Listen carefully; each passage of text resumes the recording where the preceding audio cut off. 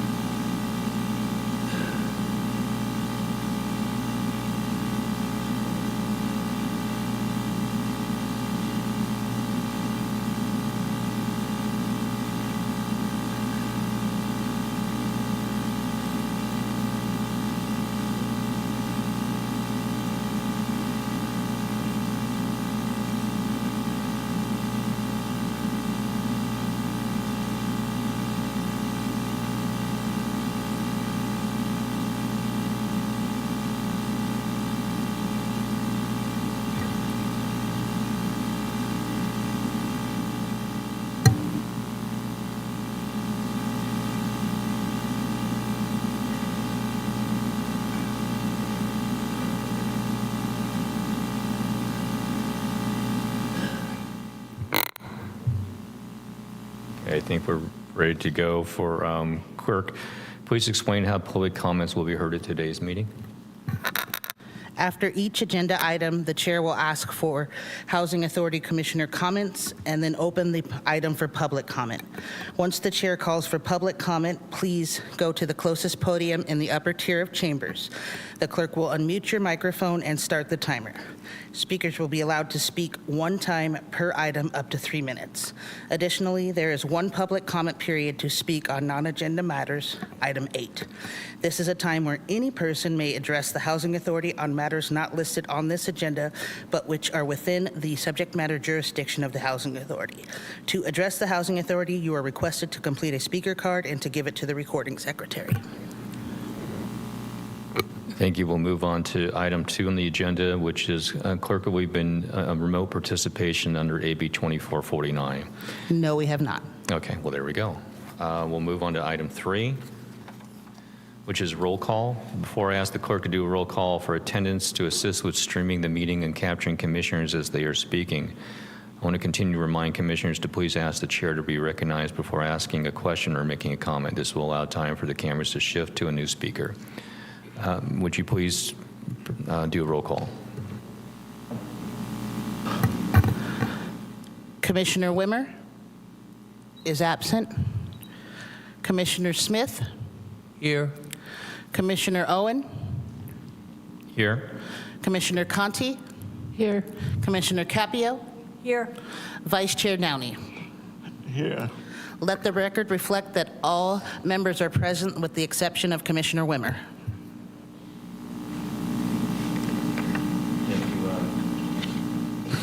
We'll move to item 4, which is statement of abstention. Are there any commissioners that need to abstain on any items today? Seeing none, we will move on to item 5, which is election of officers.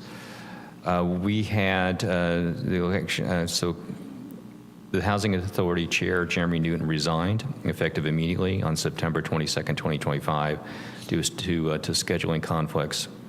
Is the process of the Housing Authority to elect a new chair by motion. Staff recommends the new elected chair be sworn in immediately and serve through December 26. I'd like to make a recommendation, if it's okay with the commissioners, to change this to go through December of 2025. And then in January, we will just do our normal election of officers. Well, actually, it would be for chair because I think vice chair goes through December of 26 already. I will volunteer to continue to chair the meetings to the end of this year, calendar year, and if anybody wants to make a motion to either allow for two things, I'll volunteer to chair through December of 2025, and then we can do that, or we can have a motion to elect officers through December 2026. Commissioner Smith? I'd like to make the motion to back the election of Commissioner Owen through December 2025, and in January, vote for a new chair and vice chair through the end of 2026. Is there a second? I'd like to second that. Thank you. For City Attorney's Office, do we have vice chair already through December of 26? I want to make sure we get the motion correct. I believe that both the chair and vice chair are up in 2026, and so you would have to vote for a new chair and vice chair in likely January. Okay, that's fine. That's what we're proposing. Right, and so Vice Chair Downey would continue through that time, and based on this motion and second, you would be appointed to serve until January of 2026. Okay, correct. So I want to make sure we have the motion correct. Do we need to take a vote on the motion? Clerk, if you would take a vote, please.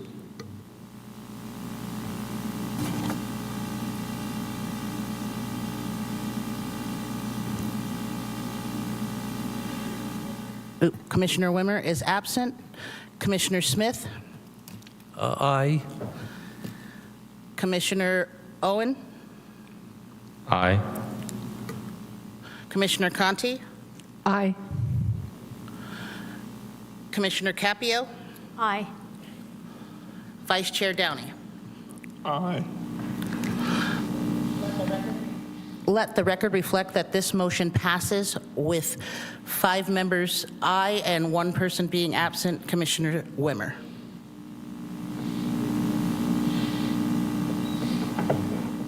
Thank you. So moving on to item 6, which is the Q4 financial report, and Administrative Service Officer Kate Goldfein will be presenting.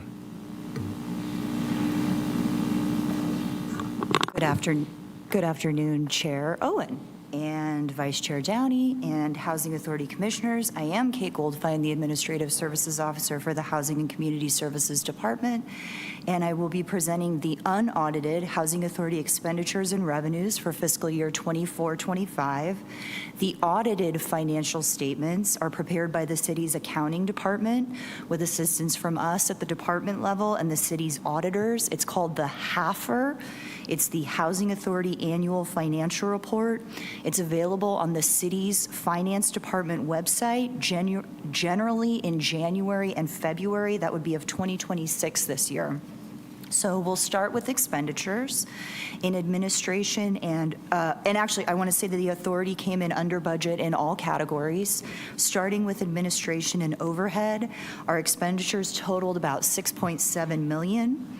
We were under budget in both divisions, and that's primarily due to vacancies. And we also did not expend the full HUD administrative allowance in the Housing Choice Voucher Program Rental Assistance Division. We always budget to use the entirety of the allowance as if we were fully leased up, 100%. We weren't, and we didn't expend those funds. In subrecipient funding, we did expend the full amounts of our HOPWA grant with our face-to-face subrecipient, our fair housing services provider, and our homeless programs, plus that $2.5 million direct pass-through that went to the Casa Roseland project. That $19.8 million committed funding is for the Housing Accessibility Modification Program committed to Disability Services and Legal Center. That's going to roll over until it is completely used. And that $11,000 remaining is local funding we had there just in case CDBG public services funding continued to decline. It was local funding. It was not needed, and it will go back into reserves to be used for next year. In loan activity, we expended $776,000, primarily for Stony Point Flats and Parkwood. We have over $6 million committed to many projects as shown in the memo. That $713,000 that's showing remaining includes some home funding, some state Cal Home funding, and some local funds. And all of that will also roll over into next year's funding. In housing assistance payments, we expended over $36 million. That all went to local landlords. The table shows $3.7 million in unused housing assistance payments. However, we have used all of the funding that HUD has given us to house the households that are currently in our program. And so as Annette and Megan and I have explained before, HUD gives us 2 limits on our program funding in the housing assistance program. It limits our number of vouchers and it limits our amount of funding. And HUD has never given us the amount of funding needed to fund all of our vouchers. But it has continued to give us the amount of funding needed to house our households currently in the program. And so that funding that we've expended has allowed us to house the households that are currently in our program. The funding that is left over is not actually left over. That funding was budgeted in case HUD had actually given us enough funding to fund more households. Does that make sense? We've talked about this a few times. Okay, so we can come back to that if you have questions. So moving on to CDBG DR funding, the $5.4 million in expended this year is for Burbank and Caritas developments. The $1.5 million of committed is the final retention payments for the Cannery and Burbank projects, so that funding is nearly expended. And then finally, in the projects line, those are mostly one-time state and federal funding, and there is some ongoing funding there. Project expenditures totaled $4 million this year. The majority was expended on city projects like CDBG Public Services Homeless funding, that's annual funding, state infrastructure grant funding on Caritas Phase 1, and home ARP funding for homeless programs. Some authority projects did receive funding and have commitments like PLHA funding and the down payment assistance loan program. And I want to address that nearly $16 million that's showing remaining. As it states in the memo, that's not remaining. That is all mostly $15.5 million of it dedicated to infill infrastructure grant funding, as it has been for the last year, for market rate and affordable projects, and that is detailed in the memo. So I do want to remind the authority that we have received an abundance of one-time project funding from the fire and the pandemic, and that is not, unless we have more of those, that is not going to continue, and funding is returning to pre-fire and pre-pandemic levels. So moving on to funding sources, I'm going to hit the highlights, and then I'm happy to answer any questions you may have. In local funding, housing impact fees came in over budget at $1.9 million. This is even with last fiscal year. Compliance monitoring fees also came in over budget. We had them budgeted at $186,000. They came in at $242,000. The main sources of this are notice of funding availability fees and loan document preparation fees. Loan repayment funding also came in over budget at $1.3 million received across all funds. All of this revenue will be used for loans or housing trust admin in the next fiscal year. And then finally, in the other category, that is primarily made up of interest on the Housing Authority's funds based on their share of cash in the city's bank account. And that fluctuates from year to year, so I don't count on that revenue. It will also go into reserves and will be used for loans or admin in the next fiscal year. So there are some good local sources of revenue that will be used in the 26-27 budget that we'll start on in a few months. So that concludes the briefing, and I'm happy to answer any questions you may have. Thank you, Commissioners. Any questions?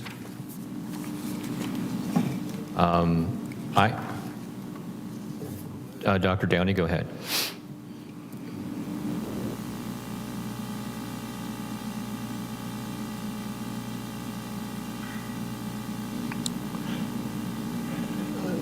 So, Kate, it sounds like our funding sources have become more visible despite the momentary not knowing of who was going to pay and when they were going to pay. We were just kind of hanging out to see what they were going to do. So what you're presenting sounds a lot more definitive than what has been mentioned before. Is that a correct assessment? So this presentation is what has happened Okay. at the end of last fiscal year. So it's unaudited, so the numbers could change as our finance and auditors fine tune it, but this is what has already happened. Any other questions from commissioners? I'd like to focus on the housing assistance payments. So if you look at the expenditure side, and you talked about, and we've talked many times, that the vouchers are twofold, the number of vouchers and the number of dollars. And we've been running out of dollars before we've been running out of vouchers. So if we look at the expenditure side of $36.2 million, that represents the cap in dollars that were received. And on the budget side, that represented, is that a number of vouchers by anticipated cost per voucher? So yes, the budget side is as if we were able to lease up 100% of the vouchers by a per unit cost, in case we are ever able to do that. And then what the actual represents is what HUD has given us to lease up the vouchers that are currently actually leased by month. So if we look at $36.2 million, that was the amount of vouchers expended. And then if you go to the revenue side, you've got 39.8 million. So the difference between the 39.8 and the 36 are administrative costs? Yes. Okay. So we received a total of $39.9 million. And the difference between that revenue number and the 36.2 expenditure is the administrative costs associated with that. Mostly. Mostly. Yeah, there are some, so housing assistance payments do include home tenant-based rental assistance and emergency housing vouchers, and federal grants, HCV, include everything that we would have gotten for admin, for housing choice vouchers and emergency housing vouchers, and then home federal grants would have included the little bit of housing assistant payment refund that we got for housing assistance for that program. Does that make sense? Yes, it does. Okay.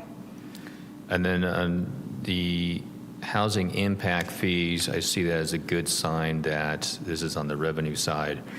1.9, almost $2 million in versus 1.3. That would tell me that we had more development in fiscal year 24-25 than we originally anticipated. Is that a good assessment because the impact fees came in higher? It is, although I will say this, we tend to estimate impact fees on the low side. Okay. And I checked it today, and we're not trending well yet this year. So far. So far. Okay. So I want to be real careful about saying that I'm that's just a- talking about what happened last fiscal year. Then yes. Okay. And then the loan repayments, was that because of a sale of a property or a refinance, or is it multiple properties? Is it hard to define as to why it was so much more?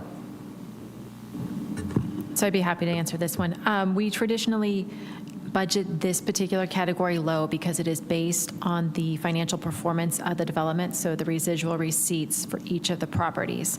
This did come in higher. This was one of the higher years we've seen in recent years, and so that's why we're looking at about, shoot, I just lost the line, 1.3 million versus the 128 that we budgeted.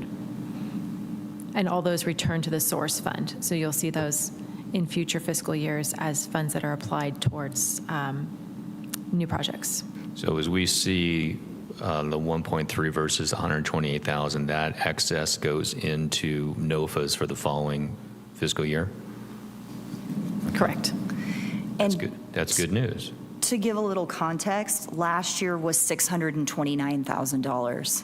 Perfect. I was going to try and gauge that. So it was basically double, so that's good.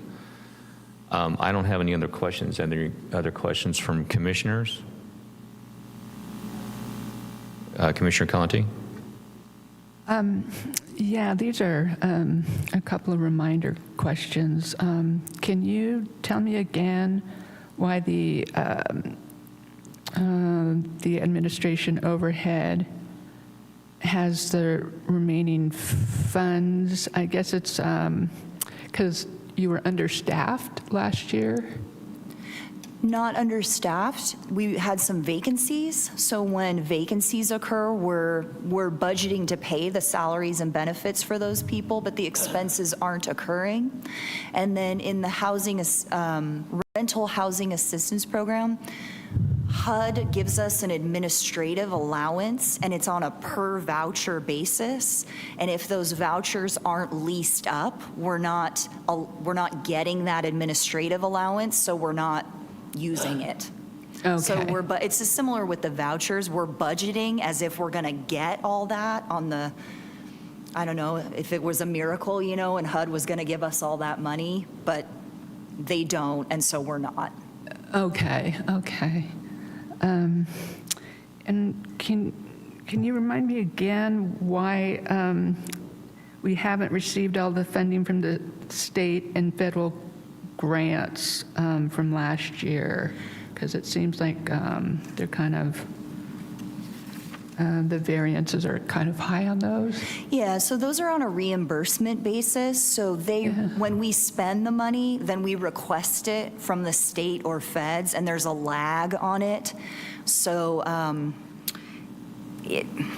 it's just, we're waiting on them, and we request it within a few weeks or so of when we give it to the developer. And so you may notice too, it's a little hard to see, like our loan activity was a little on the low side. So if that loan activity is CDBG or home, then we're not expending that federal grant, and so we're not asking for reimbursement for it. So we're only getting that reimbursement on a state or federal basis once the developer is expending it, and we're requesting reimbursement for it. Okay, so it's not lagging necessarily because of anything that's going on in the federal or state. Yes, no. So we have received some word from HUD that they are going to continue to fund our draw requests even while they are closed down. And we requested reimbursement for everything that was outstanding a few days before the government did shut down. So right now, the only charges that we've accrued against that are some administrative charges and then maybe smaller subrecipient funding charges. But for this year, this year that ended in June, we have likely, I'll have to check this, but it's likely that we've received reimbursement for everything that we have expended through this year that ended in June. Does that make sense? Yeah, good. Okay. Great, Yeah. thank you. Any more questions from Commissioners? Hearing none, I'd like to open this up for a public comment. We don't have any public comment on this item. Okay, so we will go ahead and move to item 7, which is study sessions, and we don't have any study sessions. And then we'll move on to public comment on non-agenda items. We are now do we have any public comment? We don't have any public comment on that either. This is just moving right along. So item number 9 is approval of the minutes. Any commissioners have any amendments to the minutes? Seeing none, we're continuing to move on. So any public comment on the minutes? We do not have any public comment on this item. Okay, so we will go ahead and approve the minutes. And we will move on to item 10, which is Chairman Commissioner reports. Are there any Chairman or Commissioner reports? Hearing none, again, I'll open it up for public comment. We don't have any public comment on this item. No public comment. We're on to item 11, which are committee reports. I don't know of any committees that we've had for committee reports. So I don't think we need to open it up for public comment on that, and we don't have public comment. We will go on to Executive Director reports. Executive Director Bassinger, please. Thank you, Chair Owen. So first, I'd like to remind the Housing Authority that on Thursday, October 30th, Burbank Housing will be hosting the grand opening celebration for Burbank Avenue Apartments. You should have received invitations to that. This is the 5th and final disaster recovery project following the 2017 fires, so it is a noteworthy event for the city. And then also, I'd like to draw your attention to the monthly pipeline update. You can see that we have a few projects that are continuing to lease up and relatively minor changes. And then we have put in the projects that were approved last month by the Housing Authority as part of our annual NOFA process into the category of funded and awaiting advancement. So I'd be happy to answer any questions. Commissioner Smith, you have a question? On the development concept one, the Acacia Lane, I just drove by it, and there's a sign outside on Highway 12 about them building single-family houses. I don't know if that's the property they're talking about, or something has changed and everything. So I just thought I would bring that up. I was surprised because I know it's been on the pipeline, the pending pipeline, and I've actually met the woman, I think her name is Jennifer, who's in charge of PEP. They were just trying to get all the necessary funding, but all of a sudden I see this sign up, so I was just curious if you've heard anything. So the sign that I think you're referring to is for a separate project that is located on Acacia Lane. The project that is noted on the bottom of our pipeline is on roughly the same property as the existing PEP development projects. So they are different projects. Any other questions? I want to thank you for updating this and putting on how all these projects are now leased up. So it's very good. And again, looking at, that's 1,200 units within the last 24 months. And I know we track affordable based upon if there was any money put in or if there was a density bonus.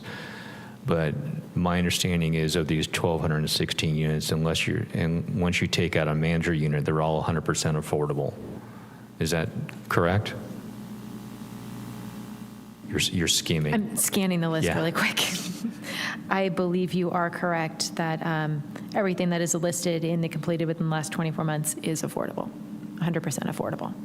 So when we look at these numbers and you've got 579 units in the affordable category, when we report out or when it's reported out to City Council or the press in regard to how many units are affordable, are we talking about 1,216 less manager units, or are we talking about 579 units? Because that's a big difference. So when these are reported out, and it's reported to the state of California annually as part of the housing element, they will capture all units that fall within certain income categories. So the entirety of those projects should have been captured during the year that the permits were issued. So as we're talking arena numbers, we're talking 12, 16 less manager units. Correct. Okay, that's good. Perfect. Any other questions? Commissioner Smith? At the former Journeys Inn, where we have some affordable housing projects, I think, complete, when I drive by the complex, there's a lot of construction going on over there. Is that the market rate housing being built on the rest of Journeys Inn?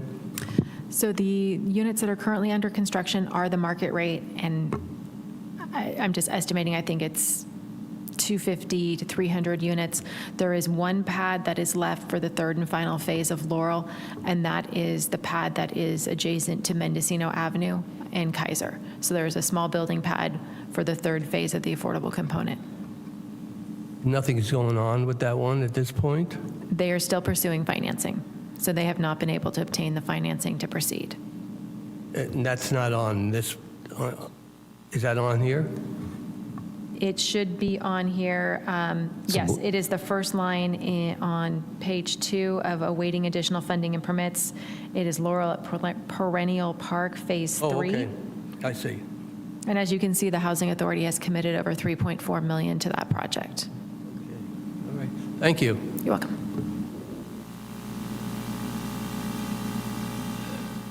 Any other questions from commissioners? Hearing none, we'll open it up for public comment. We don't have any public comment on this item.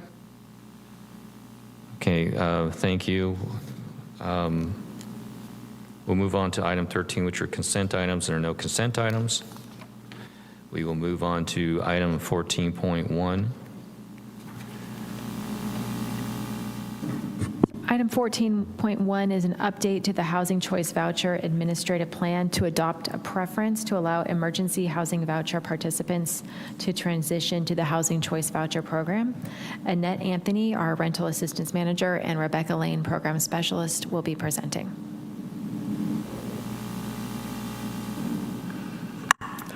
Thank you. Good afternoon, Commissioner Owen, Chair Owen, Vice Chair Downey, and Commissioners. As Megan's introduced, I'm Annette Anthony, Program Manager over the Rental Assistance Department.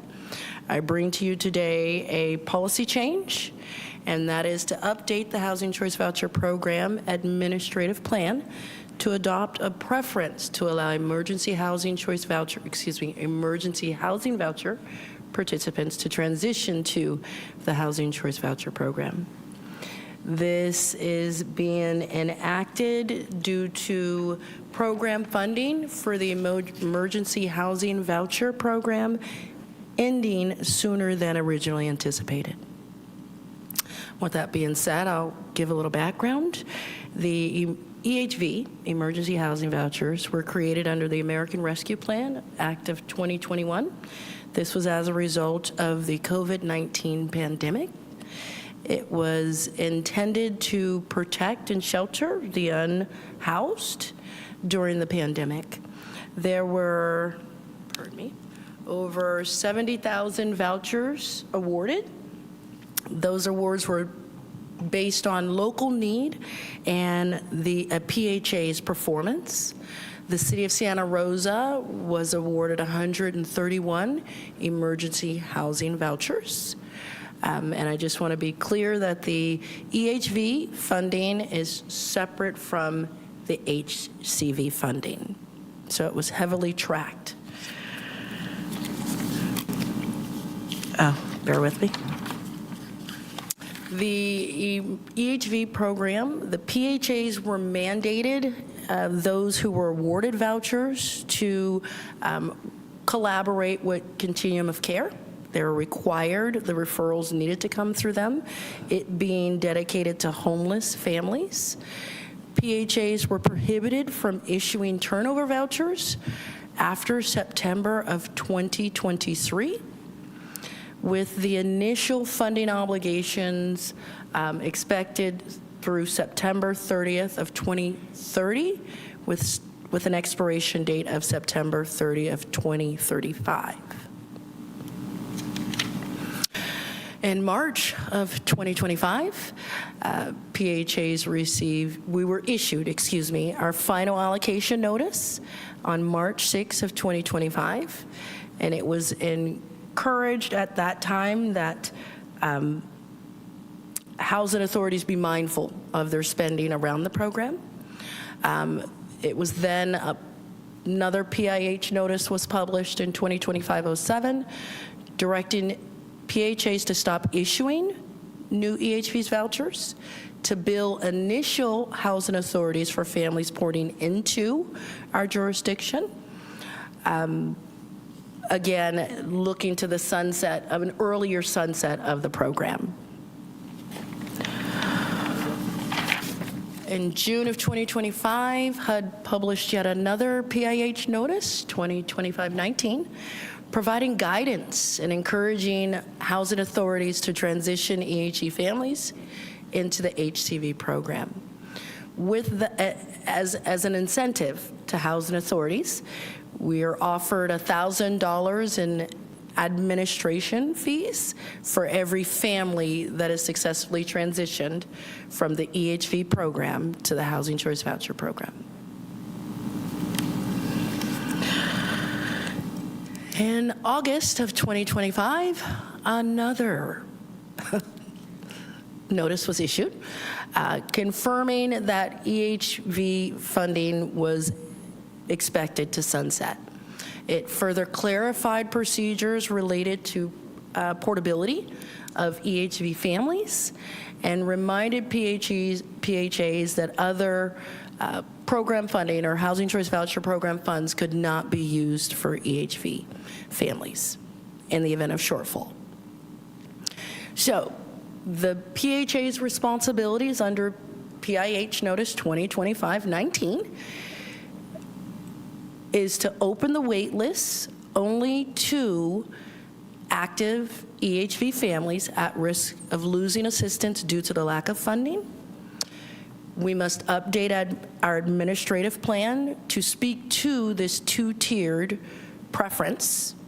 Some of you may or may not realize the City of Santa Rosa has never operated with a waitlist preference. This would be our one and only, and this is strictly in the interest of ensuring that families don't fall into housing insecurity. Our two-tiered preference would include the first tier being disabled, head of household, spouse, or co-head, and then all others would fall in line. And that's in the event that program funding is exhausted or taken away sooner than anticipated. At least we know that there's a clear preference in how those families will be selected. So once we've presented and updated our admin plan, we will then, our next step is to submit a waiver to HUD for a streamlined approach. As opposed to opening this huge wait list, we'd like to isolate it and do a streamlined approach, which means we're going to communicate directly to EHV families, outlining their options and asking them essentially to tell us if they want to transition. And with the caveat, if they do not transition, their funding is likely to go away.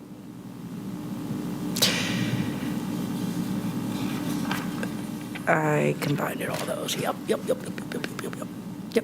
So, this concludes my presentation. The Department of Housing and Community Service recommends the Housing Authority by resolution adopt the changes to the Housing Choice Voucher Administrative Plan, Chapter 4, Applications, Waiting List, and Tenant Selection to adopt a preference that will allow emergency housing voucher participants to transition to the Housing Choice Voucher Program. Thank you again, and I am prepared and available to take your questions. Thank you. Any questions from commissioners? Commissioner Conti? And what happens if we choose not to change the policy? well, the emergency housing voucher families will be at risk of losing their subsidy as appropriate when funding goes away. So that's the only option right now. It's our choice as a PHA. HUD encouraged PHAs to transition families. We're electing to do that because their other option is to be at risk for homelessness or further instability of their housing. I'm not clear on,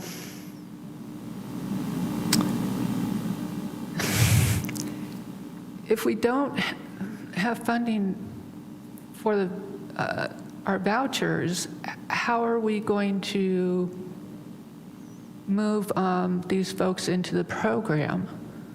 Well, with everything, there's a give and take, right? So initially, in order to transition these families, there has to be a compromise. Right now, that compromise would be I would not be opening our wait list to pull from families who have been sitting for a while. So there's the compromise. It's either allow these families who have realized the subsidy for some time to fall into potential homelessness or at risk of it. In lieu of doing that, I'm opting to hold on pulling from my wait list with the hopes of being able to do that maybe next year. But at this point, we're looking to go ahead and keep those EHV families on the program as long as we can. If I can interject as well, through the Housing Choice Voucher Program, we also have attrition. So people who fall off the program on an annual basis for a variety of reasons. They could pass away, they can no longer need assistance, and that's about 7 to 8% of our annual number of households. So that number alone would help absorb all of the EHV clients that are currently on the program. Is that the same reason why we received 131 of the emergency vouchers, and right now we're looking at 110 to absorb? Correct. Some have left. No, those two numbers aren't, the number of emergency housing vouchers and our attrition rate are not related. Okay. So currently, I saw that we have 110 current EHV participants. But didn't Annette say that we received 131? Correct. That's attributed to attrition. And in September, where HUD issued a notice that told us we could no longer issue vouchers. That was that turnover. I don't remember the page it's on. September of 2023, that stopped housing authorities from issuing new vouchers. So we only, and what happens is, the line, second bullet, prohibited from issuing turnover. So a turnover voucher is I'm part of that 131 vouchers issued. When I leave the program, my voucher is gone. It's not reissued to another family, kind of like we do currently with the Housing Choice Voucher. That's what that bullet point is referring to. They understood that the money was ending sooner, so that was their way of kind of halting housing authorities. Don't reissue vouchers. Even if they were part of your initial awarded block of vouchers, you may not reissue them. So that kind of helped save some of that funding, along with the average attrition rate, as Megan has stated. Does that help?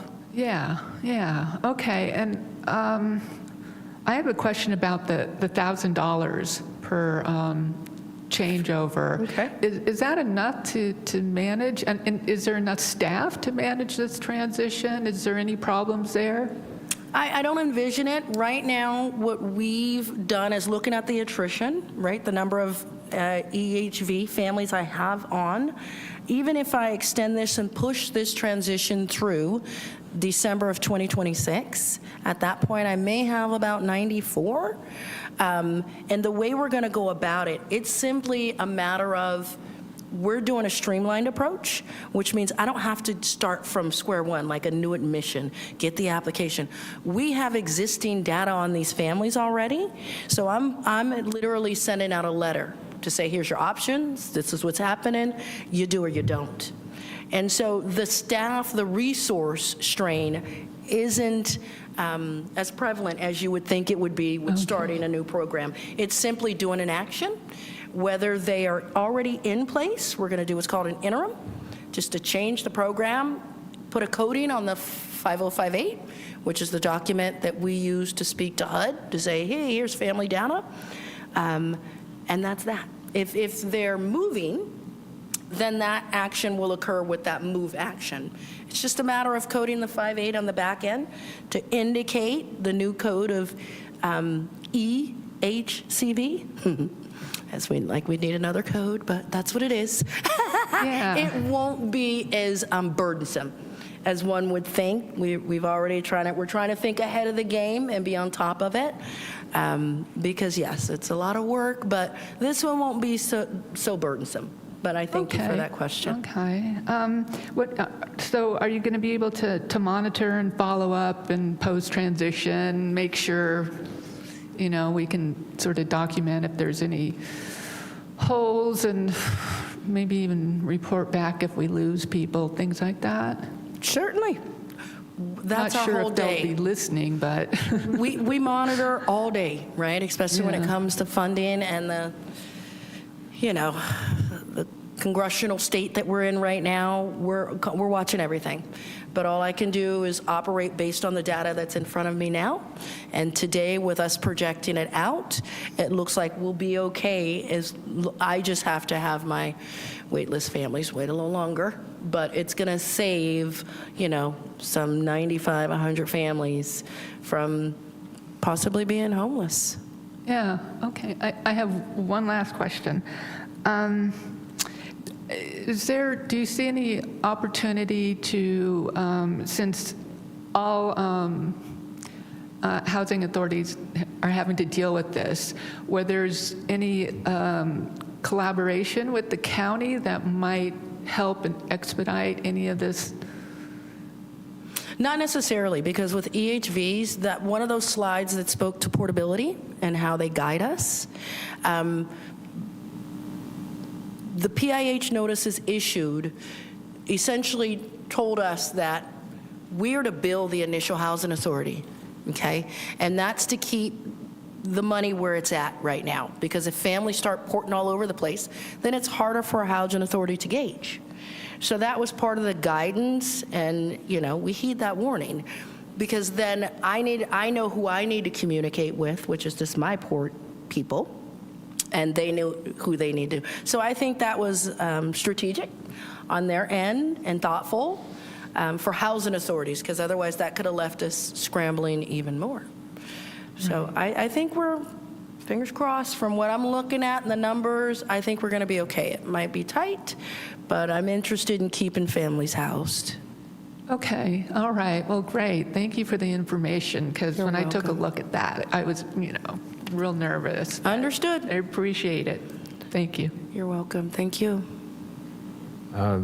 Dr. Downey, you have questions? Yes, I'm stuck on the word option. And I'm interpreting option is you have two choices that may lead to an equal value. But in this situation, one option puts a family at risk of not having housing versus switching over to this other program, which is more, shall I say, secure. So within the context of options, is there an option for a family to take a risk and stay on a program that is, slated to be terminated? Or is it just well, let's just wait and see. This is a possibility, but something else might come up. If that makes any sense. It does. Thank you for that question. So it is an option in our PIH notice. HUD guidance instructed PHAs to present this as an option. Family, here are your options. You're either going to tell me to transition you, or you're going to stay on EHV. So that's the directive we follow. In my correspondence out to families, I'll give them a solid 4 weeks. Think it over. Some people may say, like they do now, I'm okay. Give this subsidy to another family in need. That might be, and that's a family option, but that certainly is one. So my role as a public housing authority is to simply present the option to the family and respect their wishes. If I get a letter back that says, no, don't transition me, then that's what will happen. And when that funding goes away, we will notice the family that the funding is no longer available. You are now 100% responsible for your rents.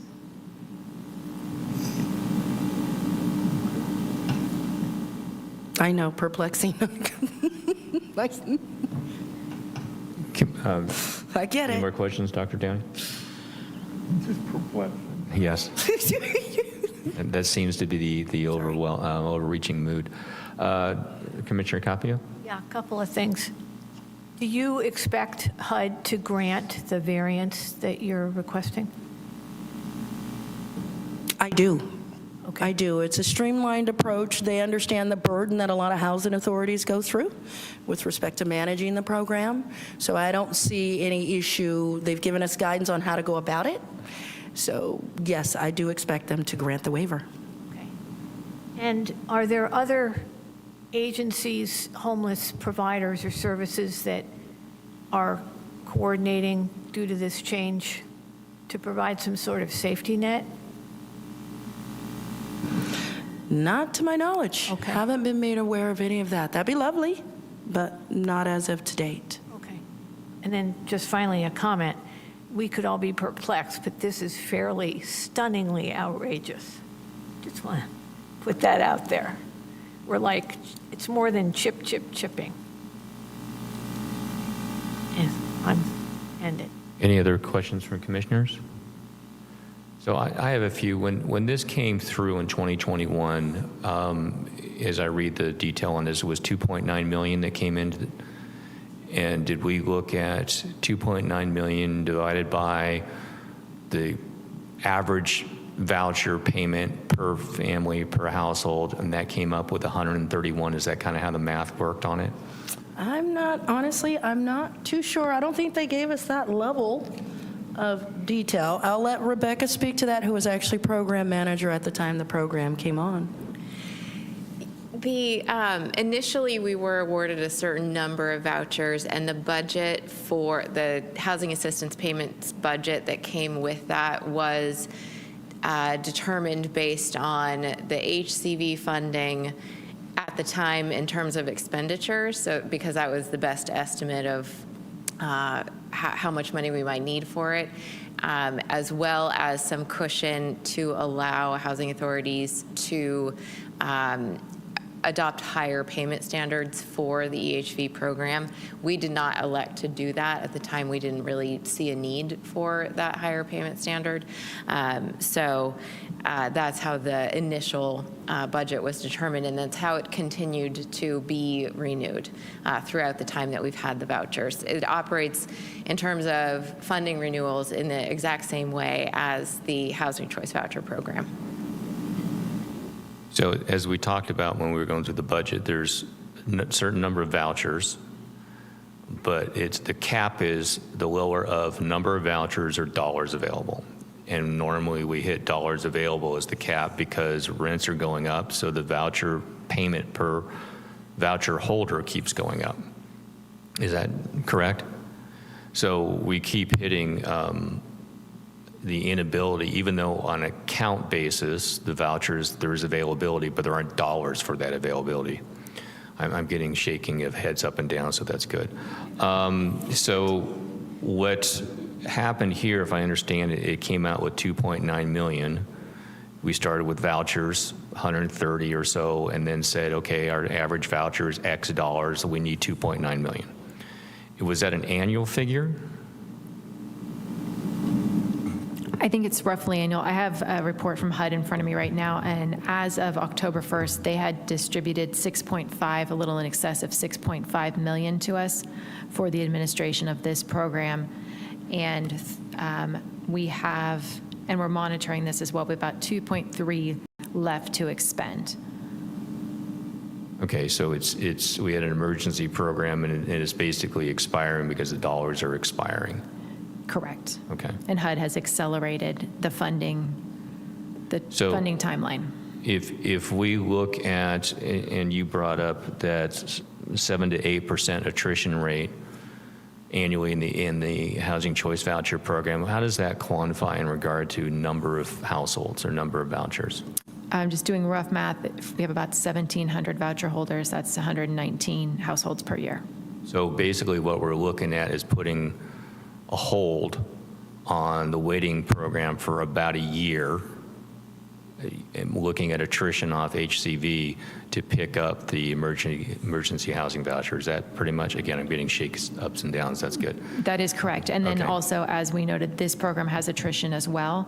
And so as individuals come off this program, the emergency housing voucher program, there's no rollover. So if it's 110 today, by the time we transition people, it could be down to 100, just Okay. based on their circumstances.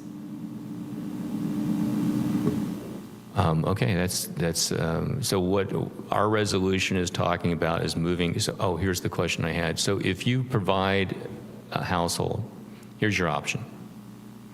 Stay on housing, the emergency, or switch over to housing choice. If they choose housing choice and there's no housing choice available, what happens to their current situation?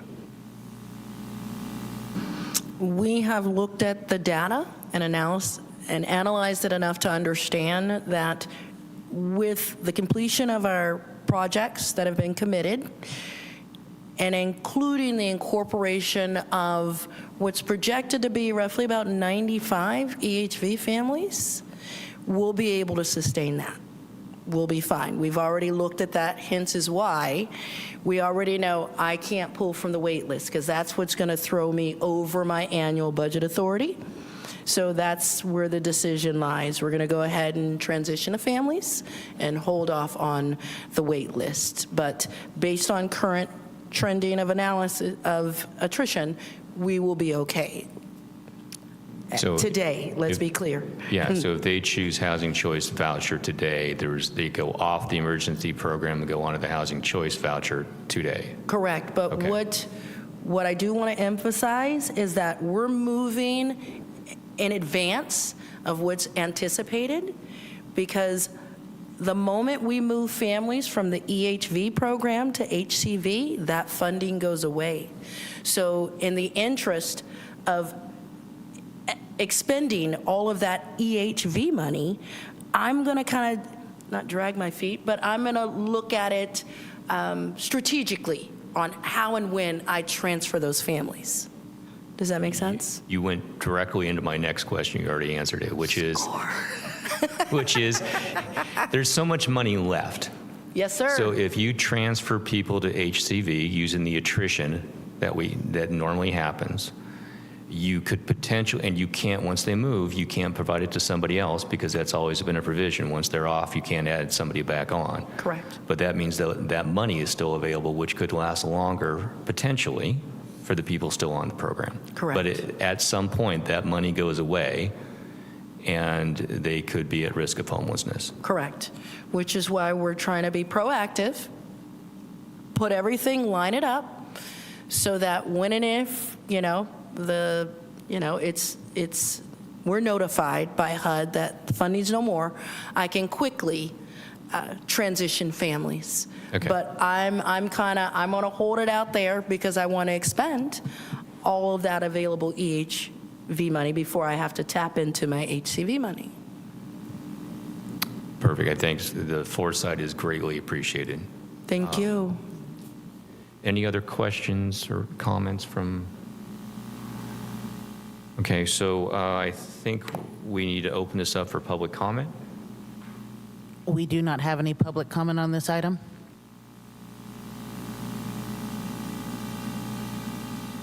Would any of the commissioners like to make a motion regarding the resolution for item 14.1.